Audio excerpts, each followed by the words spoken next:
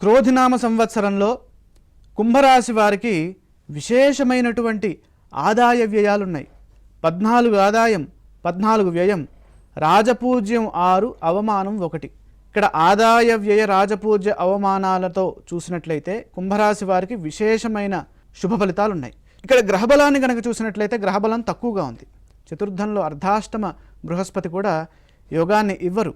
బుద్ధి చాంచల్యాన్ని ఇస్తారు, అలసటనిస్తారు, ధన వ్యయాన్ని ఇస్తారు, యాచనము, విదేశీయానము, కలహము మొదలైన ఫలితాలను ఇస్తున్నారు. కాబట్టి దృష్టిలో పెట్టుకొని ముందుకు వెళ్ళాలి. అలాగే జన్మరాశిలో ఉన్నటువంటి శని భగవానుడు అంత అనుకూలంగా లేరు, చంచల బుద్ధిని ఇస్తున్నారు. ఆరోగ్యాన్ని కాపాడుకోవాలి. అందులో ఏలినాటి శని అంటే మన ప్రమేయం లేకుండానే మనకి అనారోగ్య ఫలితాలు వస్తాయి. ఆ అనారోగ్యాన్ని అనుభవిస్తూ ఉంటాం. మన ప్రమేయం లేకుండానే మనకి ఇబ్బంది కలుగుతూ ఉంటుంది. దాన్నే ఏలినాటి శని దోషము అని అంటాం. ఎక్కువగా వాక్ పౌరుషాన్ని ఇస్తారు. అంటే ఏదో మాట్లాడాలని మాట్లాడకుండా అక్కడ అవసరమైనంత వరకే మాట్లాడుతూ ముందుకు సాగినట్లయితే ఈ రాహువు యొక్క వ్యతిరేక స్థితిని కూడా మనం అధిగమించవచ్చు. ప్రతి విషయంలోనూ జాగ్రత్తగా ఉండాలి, ఏకాగ్రతగా చదువుకోవాలి విద్యార్థులు.